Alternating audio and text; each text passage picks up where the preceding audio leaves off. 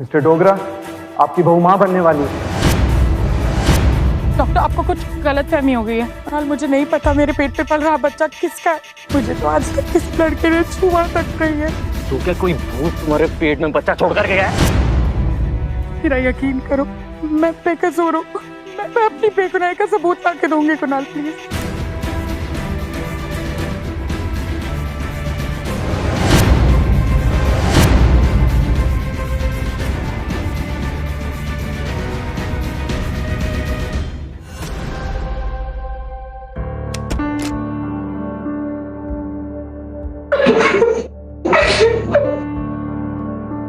मेरा नाम अनिका है, पर आप मुझे कुदरत का एक घिनौना मजाक भी कह सकते हैं।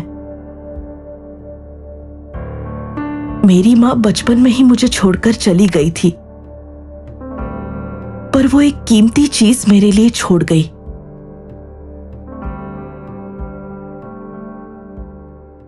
मैं मेरी माँ की तरह ही खूबसूरत थी और मेरी खूबसूरती के चर्चे स्कूल और मोहल्ले में होते थे। और ये देखकर मेरी सौतेली बहन कामिनी जल के राख हो जाती। पर 18 साल की होते ही मुझे एक बीमारी हुई और मेरा वजन अचानक से बढ़ने लगा। देखते ही देखते मैं 120 किलो की हो गई। पर मैंने अपनी पढ़ाई पर फोकस किया और कॉलेज जाने लगी। पर वहाँ भी मेरी सौतेली बहन मुझे चैन से जीने नहीं देती थी। वो कॉलेज की ब्यूटी क्वीन थी और लड़के उसके पीछे दौड़ते थे। उसने अपनी खूबसूरती से शहर के सबसे अमीर फैमिली डोगरा खानदान के इकलौते वारिस कुणाल को अपने प्यार में फंसाया। पर जब भी मैं उनसे टकरा जाती, वो लोग मुझे जलील करने का एक मौका नहीं छोड़ते। मैंने कॉलेज छोड़ने का फैसला कर लिया। अनिका। हाँ पापा। हाँ पापा। तुम्हें पता है, डोगरा फैमिली के एक लौते वारिस कुणाल डोगरा का रिश्ता आया है, वो भी तुम्हारे लिए। कुणाल डोगरा मेरी सौतेली बहन कामिनी का बॉयफ्रेंड था और उसके साथ मैंने शादी से साफ मना कर दिया। पर मेरे पापा ने बताया कि कुणाल के दादाजी उनके घर के सारे फैसले लेते हैं और वो चाहते हैं कि मैं ही उनके घर की बहू बनूं। मैंने इसे अपनी किस्मत मानकर स्वीकार कर लिया और 2 दिन बाद मैं मेरी बहन के बॉयफ्रेंड के साथ शादी के मंडप में बैठी थी। डोगरा खानदान की बहू बनना शहर की हर लड़की का सपना था और वो सपना मैं जी रही थी। पर मुझे कहाँ पता था कि मेरे इस हसीन सपने में जल्द ही आग लगने वाली थी। मेरी शादी किसी 8वें अजूबे की तरह थी। वहाँ आए सब लोग बस यही सोच रहे थे कि आखिर ये शादी हो कैसे रही है।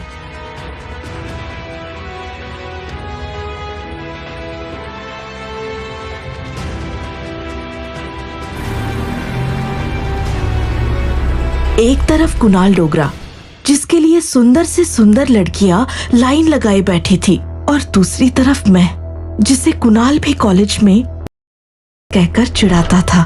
कुणाल के चेहरे पर साफ दिख रहा था कि वो इस शादी को लेकर बिल्कुल खुश नहीं है। उसने सोच लिया था कि शादी तो उसने दादाजी के दबाव में आकर कर ली, पर शादी के तुरंत बाद ही वो पढ़ाई का बहाना बनाकर दिल्ली चला जाएगा और मुझसे पीछा छुड़वा लेगा। शादी के फेरे अभी खत्म ही हुए थे कि मुझे चक्कर आने लगे और मैं बेहोश होकर गिर पड़ी। अनिका, क्या हुआ बेटा?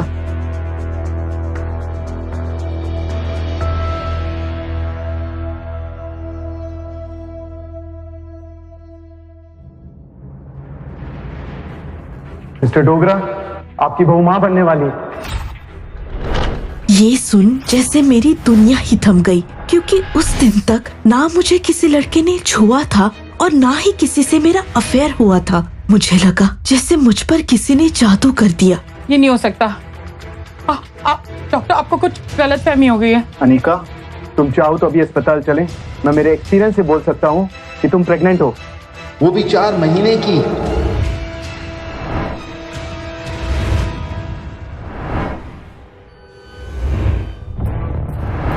मैं समझ ही नहीं पाई कि मेरे पेट में पल रहा बच्चा एक हादसा था या कोई श्राप। पड़ गई आपके कलेजे पे ठंडक? हाँ, ये लड़की हमारे बिजनेस को बढ़ाएगी। कुणाल प्लीज, क्या प्लीज दादाजी? जाओ बहू को अंदर लेके जाओ। बहू?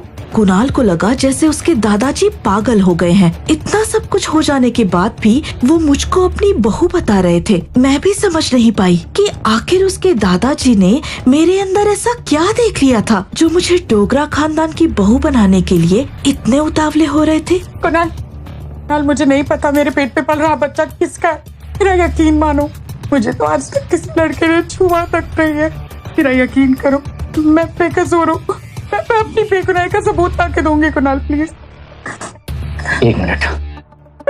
मैं अपनी किस्मत पे रोते हुए चलने लगी, पर मेरे पापा, सौतेली माँ या बहन कामिनी, किसी ने भी मेरा हाथ नहीं थामा। उनको तो ये सब देखकर मजा आ रहा था कि कैसे मेरे साथ हुए इस हादसे की वजह से कामिनी का रास्ता साफ हो गया। मैंने आखिरी बार पीछे मुड़कर देखा तो कुणाल के दादाजी भी चुपचाप अपने रूम में चले गए। मुझे लगा मेरे लिए यहाँ कुछ नहीं बचा है और मैंने मनाली शहर छोड़ दिया। मैं सीधे अपनी मौसी के यहाँ बैंगलोर चली गई, पर एक अकेली प्रेग्नेंट लड़की को रखना मेरी मौसी के लिए भी आसान नहीं था। उन्होंने मुझे अपने एक खाली फ्लैट में जगह दी, पर शर्त इतनी थी कि मुझे 24 घंटे अंदर ही रहना है। वो बस खाना देने आती और बाकी का पूरा दिन मुझे जैसे जेल में गुजारना पड़ता।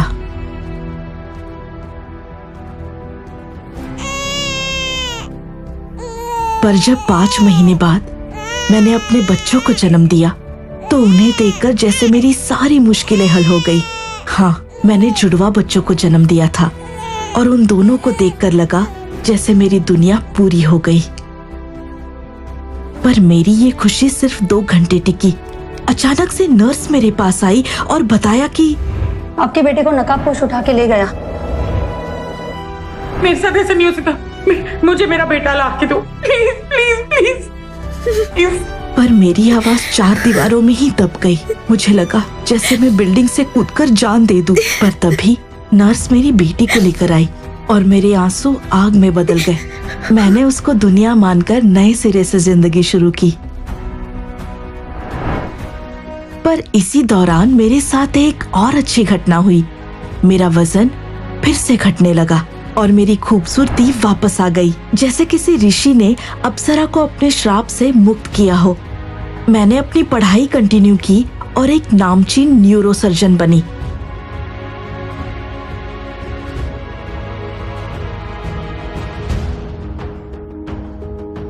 कई बार अस्पताल में लोग मुझे डॉक्टर की जगह मॉडल समझ लेते थे।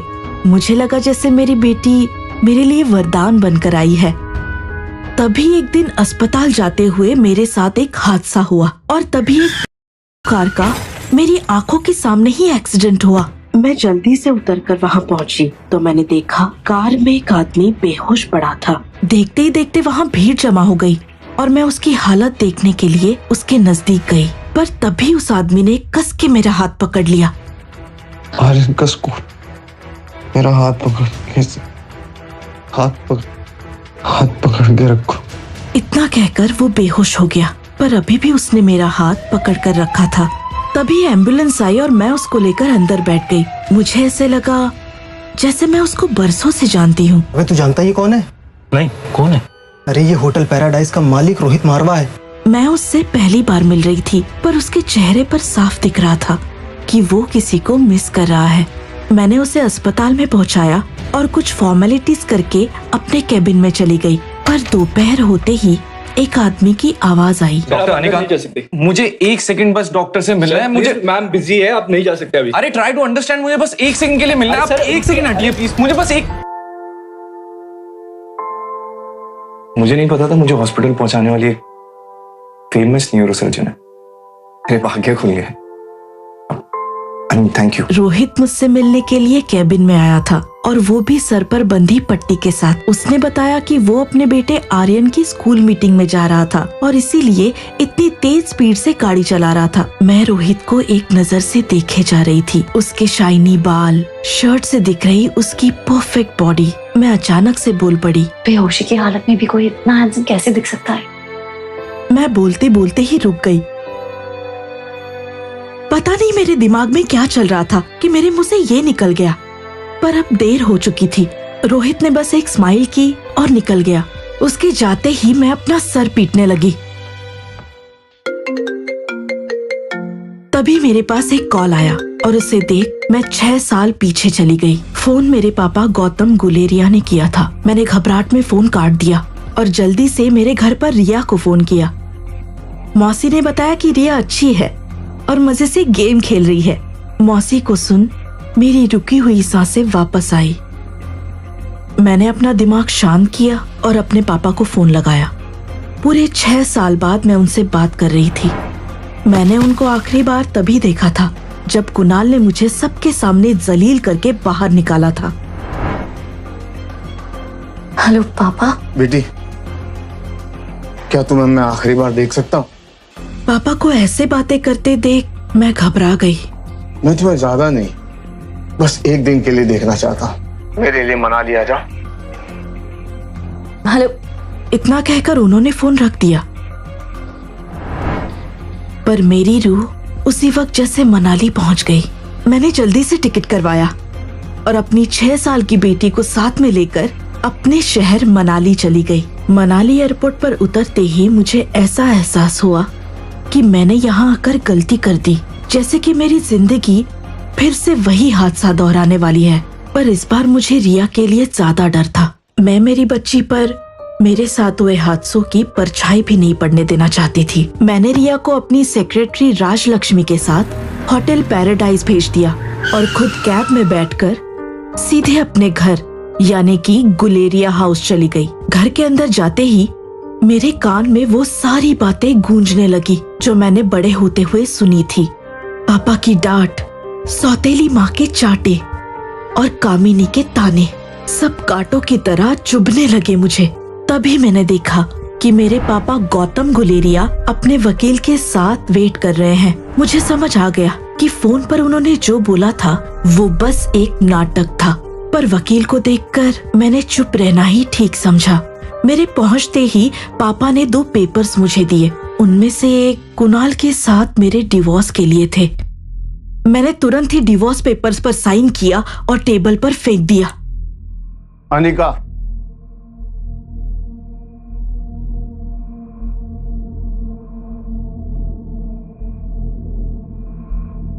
पर जैसे ही मैंने दूसरे पेपर्स देखे मेरे तो होश उड़ गए। उन पेपर्स में लिखा था कि मैं अपनी पुरानी फैक्ट्री कुणाल के नाम कर रही हूँ। ये क्या मजाक है? तो आपके बीमारी का नाटक करने के पीछे ये वजह थी? फिर से अपनी बेटी का घर उजाड़ना चाहते हो? मैंने गुस्से से पेपर्स फाड़ दिए और चलने लगी।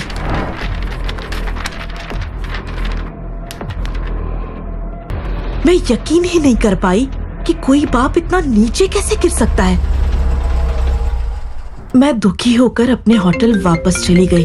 पर जैसे ही मैं वहां पहुंची मेरी सेक्रेटरी राजलक्ष्मी का फोन आया कि हमारे रूम में एक पुलिस ऑफिसर आया है। एक पल के लिए मेरी सांसें रुक गई। मैं ये सोचकर डर गई कि कहीं किसी को मेरे मनाली आने के असली मकसद के बारे में पता तो नहीं चल गया। मैं जल्दी से रूम में पहुंची, पर वहां पहुंचते ही मेरा डर सरप्राइज में बदल गया। वो पुलिस ऑफिसर और कोई नहीं, मेरे स्कूल का दोस्त पंकज था। तुम और पुलिस ऑफिसर? अनिका, और तुम्हें तो याद होगा ना कि पुलिस ऑफिसर बनना मेरा ड्रीम था। रिया, तुम्हारे गेम से बहुत आवाज आ रहा है। प्लीज बालकनी में जाओ और गेम खेलो।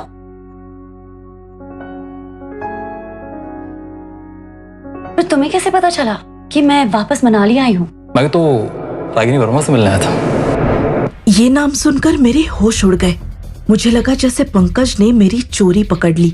अब उसके सामने सच्चाई को लाने के अलावा मेरे पास और कोई रास्ता नहीं था।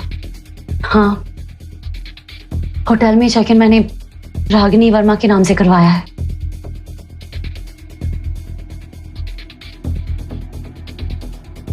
देखो अनिका, अगर तुम चाहती हो कि मैं तुम्हारी किसी भी तरीके की कोई भी हेल्प करूं, तो तुम्हें मुझे सब कुछ सच सच बताना होगा।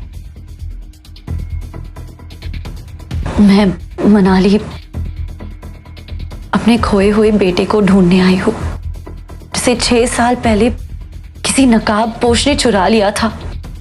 कुणाल से डिवोर्स या मेरी पुरानी फैक्ट्री से मेरा कोई मतलब नहीं। मुझे मेरा बेटा चाहिए बस। 6 साल बाद अनिका, I mean, तुम उसे यहाँ कहां और कैसे ढूंढोगी, और वो भी मनाली में, जबकि तुम्हारा बेटा तो बैंगलोर के किसी हॉस्पिटल से गायब हुआ था। अभी 2 दिन पहले मुझे बैंगलोर में किसी का कॉल आया और उसने मुझे बताया कि वो मेरे बेटे के बारे में जानता है। मुझे लगा कोई मेरे साथ घिनौना मजाक कर रहा है, लेकिन उसने मुझे जो बताया वो सुनने के बाद मुझे यकीन हो गया कि वो सच बोल रहा है। तुम शाम को मुझे होटल लॉबी में मिलो, वहां तुम्हें तुम्हारे सवालों के सारे जवाब आज मिल जाएंगे। और हाँ, इस सच को जानने की रकम पता है ना तुम्हें? अनिका, अनिका, तुम ठीक हो? हाँ पंकज, तुम्हें कैसे पता चला कि मैं मनाली में हूँ? एक्चुअली 2 दिन पहले तुमने जिस आदमी की जान बचाई थी ना, वो मेरा बहुत ही खास दोस्त है, रोहित मारवा।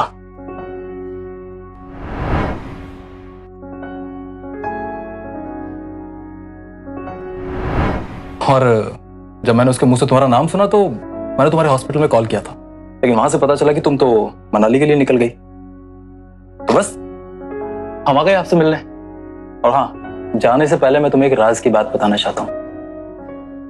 जिस होटल में तुम ठहरी हो ना, वो होटल मेरे दोस्त रोहित मालवा का ही है।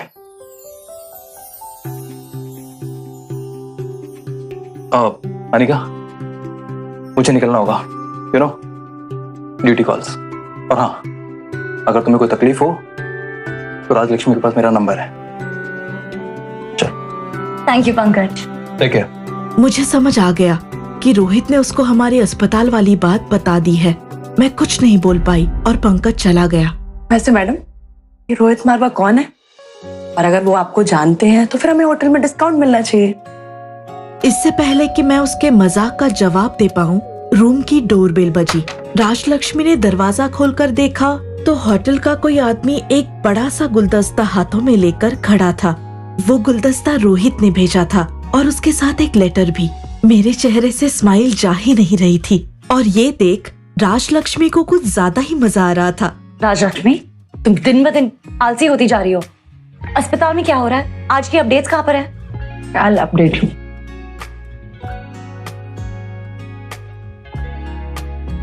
मैं बेहोशी की हालत में हैंडसम दिखता हूँ वो तो बता दिया, पर डिनर करते वक्त कैसा लगता हूँ वो कौन बताएगा? आज शाम 7 बजे बस होटल के नीचे आ जाना, मेरी गाड़ी तुम्हें लेने के लिए आ जाएगी। कितने सालों बाद किसी ने मुझसे इस तरह से बात की थी। मामा, हम कहाँ जा रहे हैं मामा? हम किसी से मिलने जा रहे हैं। ये हम पापा से मिलने जा रहे हैं। दीदी, यू आर राइट। मम्मा जल्दी चलो, मुझे लेट नहीं होना, मुझे पापा से मिलने जाना है, जल्दी जल्दी।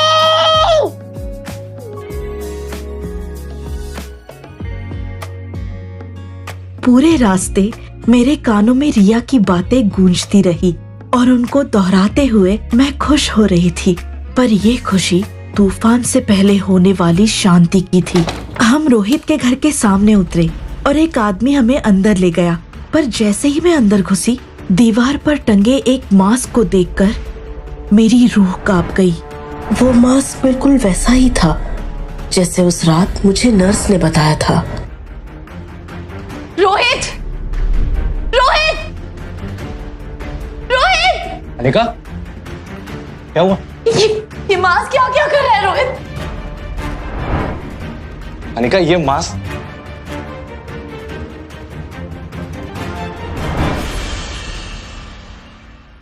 मम्मा, वो मुझे क्यों देखते हैं?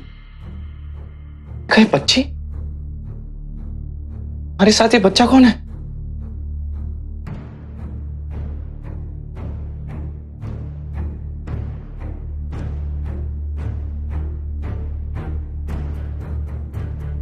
आखिर रोहित के घर में वो मास्क कहाँ से आया? मेरे बच्चे को चुराने वाले के साथ उसका क्या रिश्ता था? मेरी बच्ची रिया को देखकर रोहित चौंक क्यों गया? क्या वो उसे पहले भी मिल चुका है? और वो आदमी कौन था? जिसने मुझे फोन करके मनाली बुलाया था? क्या इसके पीछे उसकी कोई चाल थी? कुणाल के दादाजी मेरी मुश्किल से चलने वाली फैक्ट्री के पीछे क्यों पड़े थे? और सबसे बड़ी पहेली, 6 साल पहले ऐसा क्या हुआ था जो एक ही रात में मैं 4 महीने की प्रेग्नेंट हो गई? इन सारे सवालों के जवाब जानने के लिए डाउनलोड कीजिए पॉकेट FM और सुनिए मेरी दिल दहलाने वाली कहानी, एक लड़की को देखा तो।